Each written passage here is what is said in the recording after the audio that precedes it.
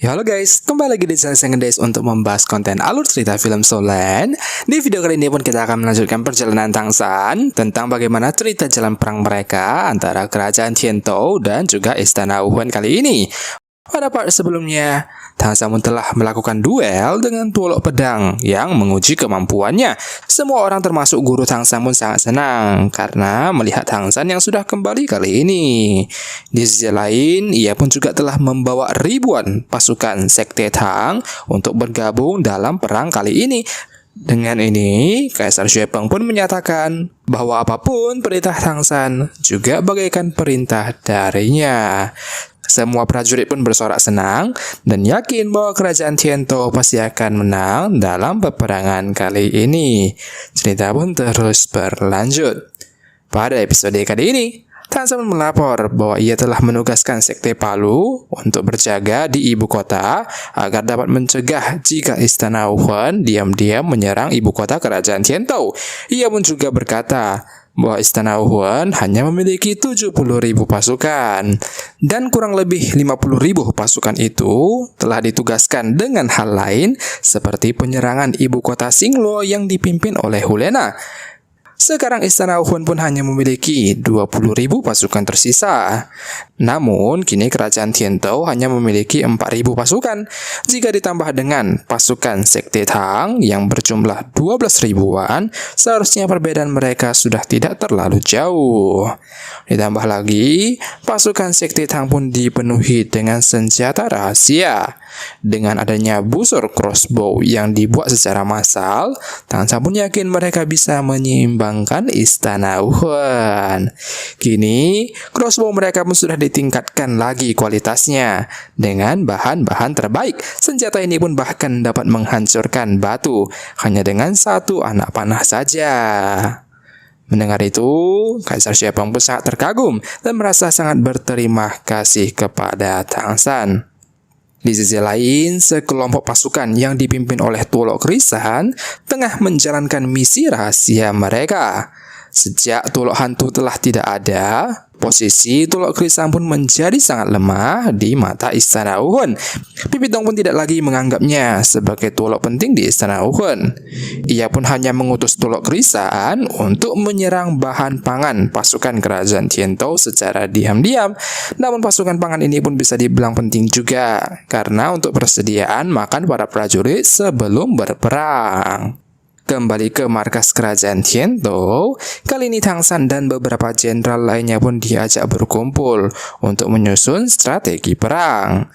Beberapa jenderal perang senior pun sedikit meragukan kemampuan militer Tangshan, walaupun Tangshan telah menyelamatkan Kaisar Xue dulu. Namun, Tangshan tentu saja belum pernah ikut kegiatan militer sebelumnya. Mendengar hal itu, Kaisar Xuepeng pun mencoba menengahi dan berharap semuanya bisa bekerja sama. Salah satu jenderal ternama yaitu Jenderal Kelong akhirnya pun tiba untuk berdiskusi. Jenderal Kelong pun adalah orang yang sangat dihormati karena kemampuannya ini. Kekuatannya sendiri pun sudah hampir setara dengan seorang title Tuolok. Bisa dikatakan ia adalah jenderal tempur paling kuat kerajaan Tiantou kali ini.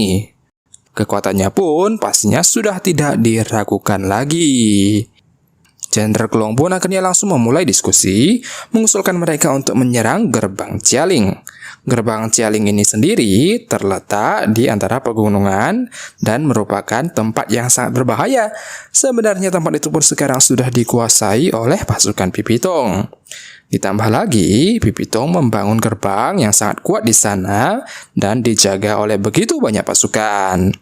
Namun, jika mereka berhasil menerobos gerbang Jialing itu, maka hal itu pun akan menjadi sangat menguntungkan bagi kerajaan Tiantou, karena akan lebih mudah menguasai kembali kota-kota lama kerajaan Tiantou seperti kota Balak dan juga kota lainnya.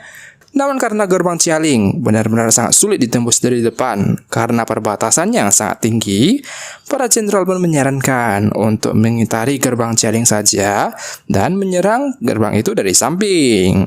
Dengan begitu, pasukan Tiantou pun bisa menyerang dan bertahan di saat yang sama. Namun, Tang San sedikit tidak setuju dengan hal itu. Takutnya Istana Wuhan akan menyerang mereka duluan di Kota 5 sebelum mereka sempat mencapai gerbang Jialing. Diskusi mereka pun akhirnya terus berlanjut selama beberapa saat. Di sisi lain, di keadaan 7 monster Academy Strike yang lainnya, mereka pun kembali bereuni dengan Xiao. Mereka sangat senang dapat berkumpul kembali dan mengingat masa-masa mereka bersama di Pulau Dewa Laut. Tidak disangka, Xiao pun akhirnya dapat kembali lagi secara utuh. Memang itulah tujuan Tang San dari awal. Beberapa saat kemudian, Mu Pai dan Chu Qing pun juga tiba-tiba datang untuk bergabung dalam pembicaraan mereka. Tanpa panjang lebar, Xiao pun akhirnya memberikan hadiah dari Tang San, yaitu berupa tulang jiwa. Ia pun memberikan tulang jiwa tulok hantu kepada Chu Qing dan juga tulang jiwa harimau putih untuk Mu Pai. Mu Pai dan Chu Qing pun sangat berterima kasih dan segera menyerap tulang jiwa tersebut. Tulang jiwa tulok hantu pastinya pun akan menjadi sangat cocok untuk Chu Qing. Karena biasanya tulok hantu pun bergerak dengan sangat lincah seperti bayangan hitam yang tiba-tiba langsung menyerang. Dengan tulang jiwa ini, Chu Qing pun pastinya akan lebih gesit lagi. Kembali lagi untuk membahas strategi perang, kekhawatiran Tang San lainnya pun adalah keadaan Master Jiwa yang belum bisa beradaptasi dengan situasi perang, terutama beberapa anak muda yang baru sekali ikut berperang kali ini. Ia pun tahu bahwa Master Jiwa biasanya menyukai kebebasan, terutama para monster 7 Academy Strike. Ia pun menyarankan agar membiarkan 7 monster Academy Strike berjaga bahan pangan dari garis belakang untuk mencegah apabila Pipitong menyerang pasukan dari belakang secara tiba-tiba. Tang San pun menebak bahwa Pipitong pasti akan mengirim pasukannya untuk menyerang bahan pangan ini. Oleh karena itu, ia pun merasa tugas itu adalah tugas yang sangat cocok untuk Academy Strike yang tidak tahan jika harus terus mengikuti pasukan. Hingga akhirnya esok harinya perjalanan pun dimulai. Dan yang benar saja, seperti perkiraan Tang San, sekelompok pasukan Istana Wuhan pun telah datang diam-diam ke arah mereka. Tulok Krisan pun memerintahkan pasukannya untuk membagi menjadi 2 tim dan membakar semua bahan pangan tersebut. Melihat pergerakan musuh, Xiang Xiang pun dengan cepat melaporkan hal itu kepada Tang San. Tang San pun akhirnya juga membagi 7 monster Academy Strike dalam beberapa kelompok untuk mengalahkan pasukan Istana Wuhan tersebut. Hingga akhirnya, ia dan Xiao pun segera pergi untuk menghalangi pasukan Istana Wuhan yang bergerak dari arah kanan. Di perjalanan, Xiao pun melihat sebuah fortress batu yang ada di dekat sana. Tang San menjelaskan bahwa kerajaan Tiantou telah membangun beberapa kastil fortress batu sebagai tempat perlindungan jika di tengah jalan tiba-tiba Istana Wuhan memberikan serangan kejutan. Dengan adanya fortress ini, jika Istana Wuhan melakukan penyerangan, maka mereka pun bisa berlindung sementara di kastil ini. Namun tentu saja, Tulok Krisan pun juga telah mengamati kastil tersebut dan telah siap untuk langsung menerobos untuk membakar seluruh bahan pangan. Cerita pun terus berlanjut. Pada episode selanjutnya, perang pun akan menjadi semakin seru. Tampaknya Tulok Krisan harus menyelesaikan perselisihannya dengan Tang San kali ini. Setelah itu, Jenderal Kelong pun juga sedikit berdiskusi dengan 7 monster Academy Strike. Namun, setelah percakapan itu, tatapannya tampak sedikit aneh. Apakah yang diperbincangkan mereka? Dan bagaimanakah keseruan Tang San yang akan melawan Tulok Krisan? Kita akan bahas pada episode selanjutnya ya. Jangan lupa di subscribe untuk notif berikutnya.